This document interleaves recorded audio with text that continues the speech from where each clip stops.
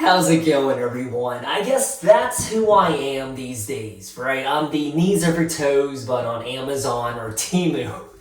And something else that I'm into is showering naked.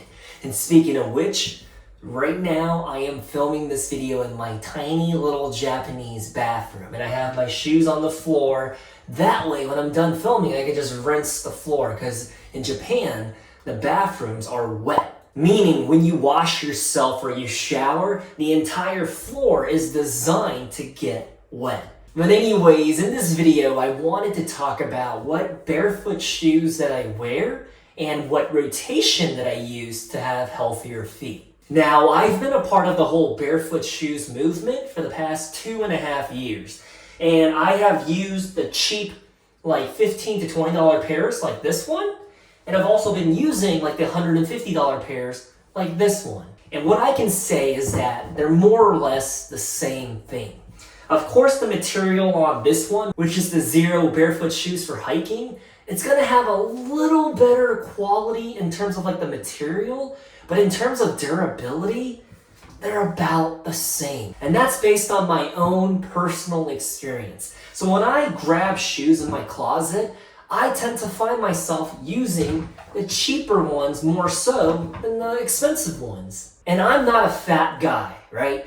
This uses better materials, but because there's less material to work with in terms of like the sole, it's paper thin, right? It doesn't matter which one it is, they're all paper thin, okay? And because of that, it breaks down at the same rate, at the same speed, at the same duration. And so my whole thing is, why should I continue to shell out $120, $180 for the name brand ones that break down at the exact same rate as the ones that are literally 15 to 20 bucks? And because there's less of a sole and material and cushion to work with, especially when you compare this to like a Hoka One One or the On Cloud shoes, what I have seen is that the insoles break down really fast. So this pair right here, after 2.5 years, I would say the upper looks decent. I'm not gonna say it looks great, but it looks okay. And when you look at the outsole, it is also paper thin.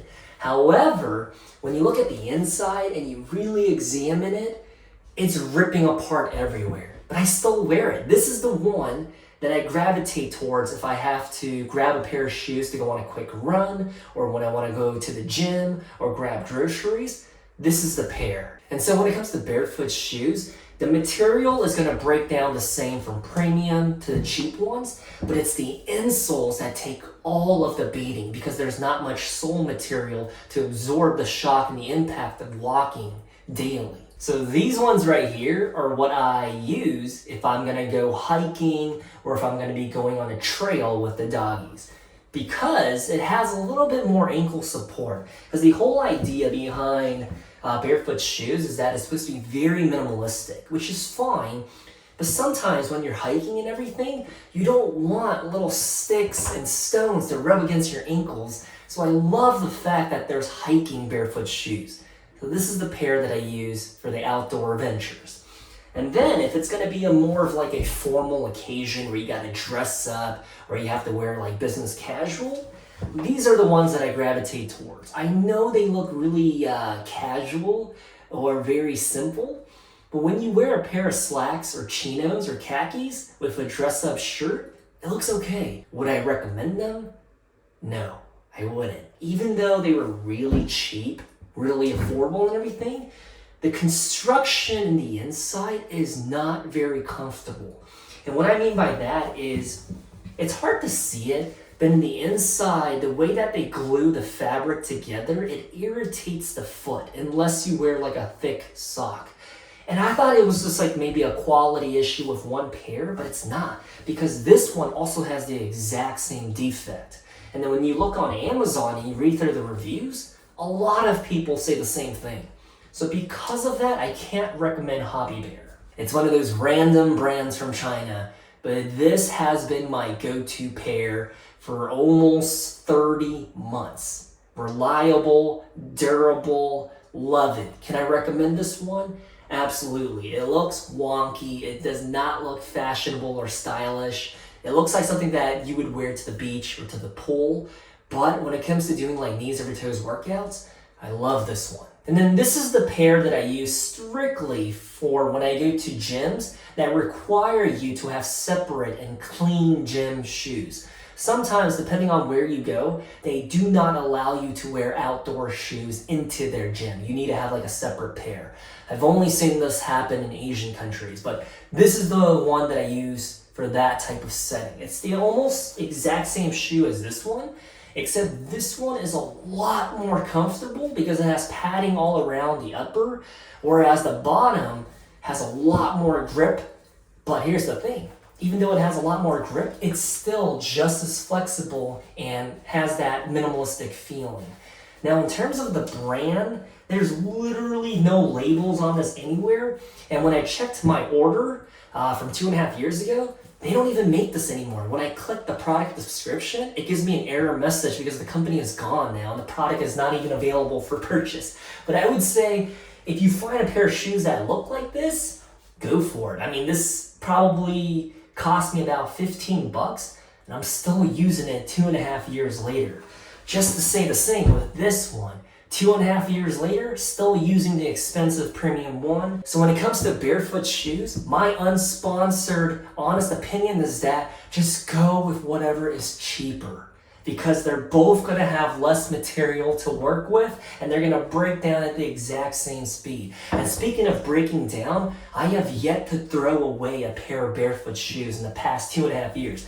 This was my first pair and this was my second pair and I'm still using them 2.5 years later. Now, with that said, although I tend to wear barefoot shoes like 7 days a week, I'm not a maniac, right? Because when you wear barefoot shoes like this that give you absolutely no cushioning and support, it's like doing leg day every day, right? Like your calves are always going to be bulging and sore.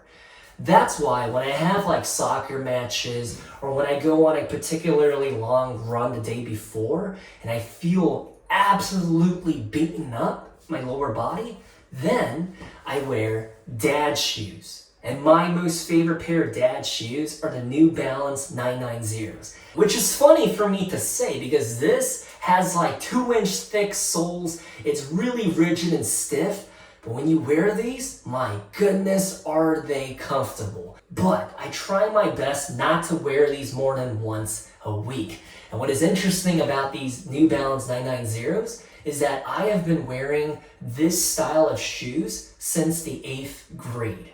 And that first pair of 990s that I have lasted me about 10 years. This one is now about to reach 9 years. I've been using this pair for 9 years. And I will say, on the days that I do wear this, I do find myself and my body able to recover a little faster. Because here's the thing, if I'm gonna be beating up my body 6 to 7 days a week from running, biking, playing soccer, or doing calisthenics and bodyweight exercises, you gotta give your body a little bit of a break to recover, right? If I'm wearing these every single day while running a lot, I just feel like I'm not able to perform at my top level or at my full potential if I don't give it that little bit of rest that it needs and deserves. So that's where this pair of shoes comes into hand. So I'm not like 100% dialed in with barefoot shoes. I would say like 95%. And before I forget, I do want to make a point that if you do wear these types of dad shoes with a lot of sole and cushioning, especially with the justification that, hey, I'm standing on my feet all day, or at my job, I gotta walk all day, and that's why I need these shoes, you're gonna realize you're gonna run into a lot more issues. Because once you realize our modern shoes cause more harm to our feet than help, then going back to less is the answer. Hear me out.